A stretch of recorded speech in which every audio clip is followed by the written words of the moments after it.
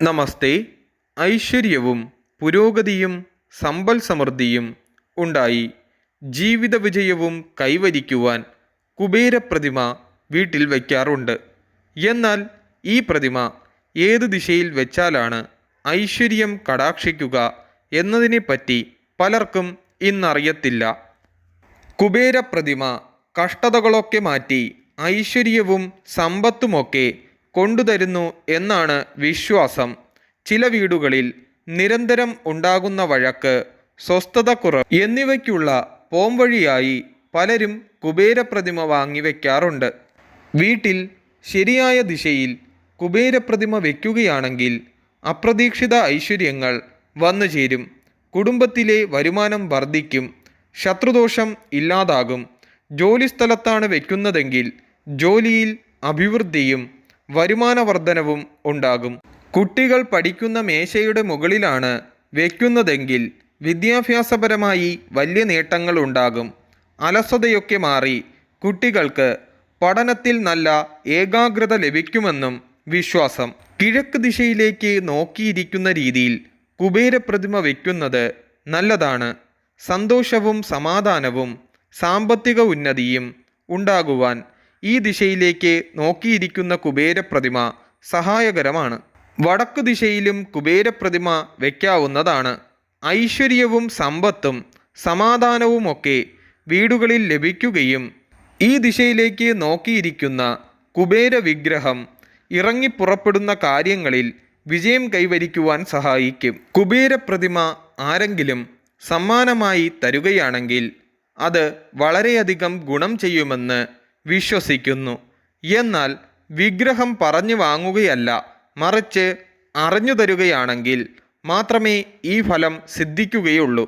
കുബേരപ്രതിമ സമ്മാനമായി നൽകുമ്പോൾ സമ്മാനിക്കുന്ന ആളിനും പ്രതിമ സ്വീകരിക്കുന്ന ആളിനും നല്ല ഫലങ്ങൾ ലഭിക്കുമെന്നാണ് വിശ്വാസം. അടുത്തതായി നമ്മൾ മനസ്സിലാക്കുന്നത് ലാഫിംഗ് ബുദ്ധ എന്നറിയപ്പെടുന്ന സന്തോഷമുള്ള മുഖവും വയറുമായ ബുദ്ധപ്രതിമയെ വീട്ടിൽ വയ്ക്കുന്നത് ഐശ്വര്യവും സന്തോഷവും സമാധാനവും ആകർഷിപ്പിക്കുന്നു എന്നാണ് ഫങ് ഷൂയി ശാസ്ത്രം പറയുന്നത്. പ്രത്യേകിച്ച് വായിൽ നാണയമോ കയ്യിൽ ബാഗോ ഉള്ള ലാഫിംഗ് ബുദ്ധ ഐശ്വര്യത്തിനും സാമ്പത്തിക നന്മയ്ക്കും പ്രതീകമാണ്. വീട്ടിലെ നെഗറ്റീവ് ചൈതന്യ ശക്തികൾ നീക്കി പോസിറ്റീവ് ശക്തികൾ കൊണ്ടുവരുവാൻ ഈ പ്രതിമകൾക്ക് കഴിയുന്നു. പ്രത്യേകിച്ച് ജോലി, ബിസിനസ്, വിദ്യാഭ്യാസം മുതലായ മേഖലകളിൽ വിജയത്തിനും മെച്ചപ്പെട്ട അവസരങ്ങൾക്കുമായി ഈ പ്രതിമ അനുയോജ്യമാണ്.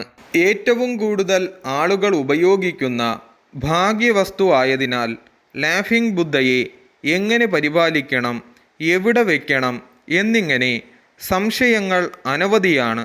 ഇതിന് ചില ചിട്ടകളുണ്ട്. ഭവനത്തിൽ പ്രധാന വാതിലിന് അഭിമുഖമായി വേണം ലാഫിംഗ് ബുദ്ധയെ സ്ഥാപിക്കുവാൻ. ₹1 നാണയത്തിന് പുറത്ത് വയ്ക്കുന്നത് സാമ്പത്തിക സ്ഥിതിക്ക് ഉത്തമമാണ്. പ്രധാന വാതിലിനെ അഭിമുഖമായി വയ്ക്കുവാൻ സാധിക്കാത്തവർക്ക് പ്രധാന വാതിലിൽ നിന്ന് കാണുവാൻ കഴിയുന്ന രീതിയിൽ ഭിത്തിയുടെ മൂല ചേർത്ത് വയ്ക്കാവുന്നതുമാണ്. ഇലക്ട്രോണിക്സ് ഉപകരണങ്ങളുടെ മുകളിൽ ഇവ വയ്ക്കുവാൻ പാടില്ല.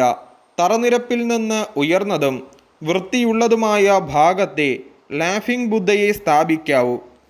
ഊൺമുറി, അടുക്കള, കിടപ്പുമുറി എന്നിവിടങ്ങളിൽ ലാഫിംഗ് ബുദ്ധ വയ്ക്കുന്നത് ഗുണത്തേക്കാൾ ഏറെ ദോഷത്തിന് കാരണമാകുന്നു. സ്വീകരണമുറിയിൽ കിഴക്ക് ഭാഗത്തേക്ക് തിരിച്ചു വയ്ക്കുന്നത് കുടുംബാംഗങ്ങൾ തമ്മിലുള്ള ഐക്യം വർദ്ധിപ്പിക്കുവാൻ ഉത്തമമാണ്. തെക്ക് കിഴക്ക് ദിശയിലേക്ക് വയ്ക്കുന്നത് ഭാഗ്യവർദ്ധനവിന് ഉത്തമമാണ്.